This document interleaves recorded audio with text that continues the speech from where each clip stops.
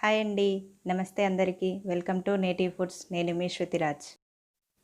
ఈరోజు మనం వెల్లుల్లి కారం ఎలా ప్రిపేర్ చేయాలో తెలుసుకుందాం. ఈ రెసిపీ స్పైసీగా ఉండే టేస్టీ మరియు హెల్దీ ఫుడ్. ఈ రెసిపీని ఎండుమిరపకాయలతోనే కాకుండా కారం పొడితో కూడా ప్రిపేర్ చేసుకోవచ్చు. జలుబు మరియు దగ్గుకి వెల్లుల్లి కారం దివ్యౌషధంలా పనిచేస్తుంది.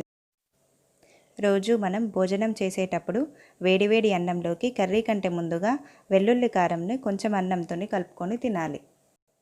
ఈ రెసిపీ 10 నుండి 15 రోజుల వరకు నిల్వ ఉంటుంది. తినేటప్పుడు వెల్లుల్లి కారంలోకి కొంచెం నూనె కానీ నెయ్యి కానీ యాడ్ చేసుకొని తింటే టేస్టీగా ఉంటుంది. ఇప్పుడు స్టవ్ ఆన్ చేసి బౌల్ పెట్టుకొని అందులోకి 1/2 కప్పు ధనియాలు తీసుకొని వేయించుకోవాలి.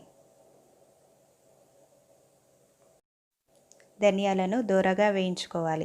ఇలా దోరగా వేగిన తర్వాత మిక్సీ బౌల్లోకి తీసుకోవాలి. అదే బౌల్లోకి 1 టేబుల్ స్పూన్ ఆయిల్ని తీసుకొని 1/2 కప్పు వెల్లుల్లిపాయల్ని యాడ్ చేసుకొని బాగా కలుపుకోవాలి.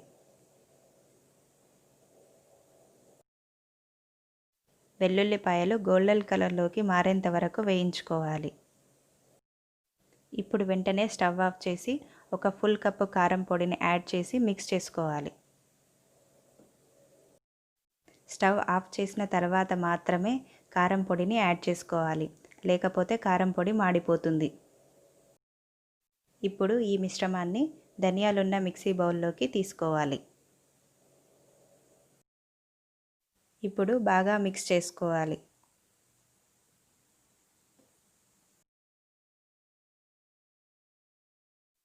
ఈ మిశ్రమం ఫైన్ పేస్ట్గా రాలేదు, కాబట్టి ఫైన్ పేస్ట్గా రావాలంటే 1 టీ గ్లాస్ వాటర్ని యాడ్ చేసుకోవాలి.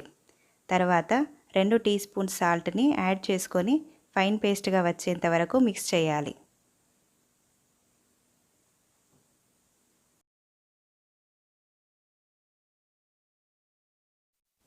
ఇలా చూపిన విధంగా వచ్చేంత వరకు మిక్స్ చేసుకొని పక్కన పెట్టుకోవాలి.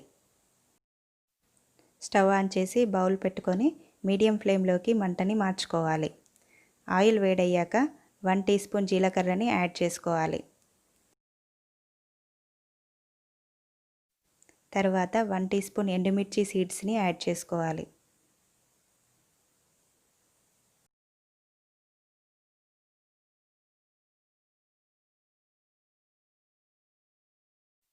ఇవి కొంచెం వేగాక 1 టీ స్పూన్ శనగపప్పుని యాడ్ చేసుకోవాలి. ఇవన్నీ కొంచెం వేగాక 1 టీ స్పూన్ ఆవాలను యాడ్ చేసుకోవాలి.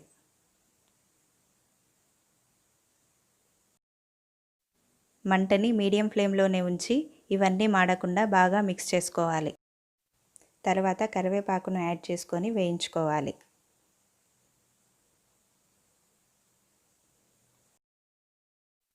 ఈ విధంగా కరివేపాకు వేగిన తర్వాత 2 కట్ చేసి పెట్టుకున్న ఎండుమిర్చిని యాడ్ చేసుకోవాలి.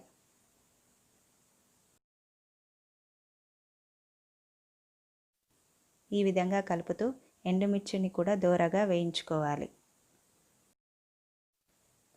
దోరగా వేగిన తర్వాత 1 టీ స్పూన్ పసుపును యాడ్ చేసుకొని బాగా మిక్స్ చేసుకోవాలి.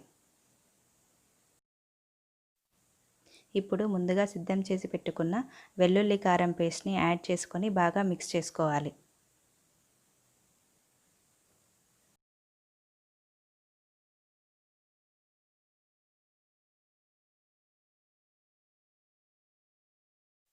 ఇలా మిక్స్ చేసుకున్న తర్వాత మూత పెట్టుకొని లో ఫ్లేమ్లో 2 నిమిషాల పాటు మగ్గనివ్వాలి. ఇలా మగ్గడం వల్ల కారం యొక్క ఘాటు కొంచెం తగ్గుతుంది.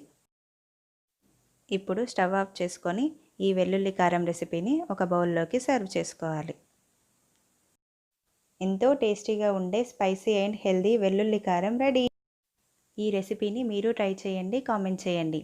ఈ వీడియో మీకు నచ్చినట్లయితే లైక్ చేయండి, షేర్ చేయండి, సబ్స్క్రైబ్ చేయండి. Thank you.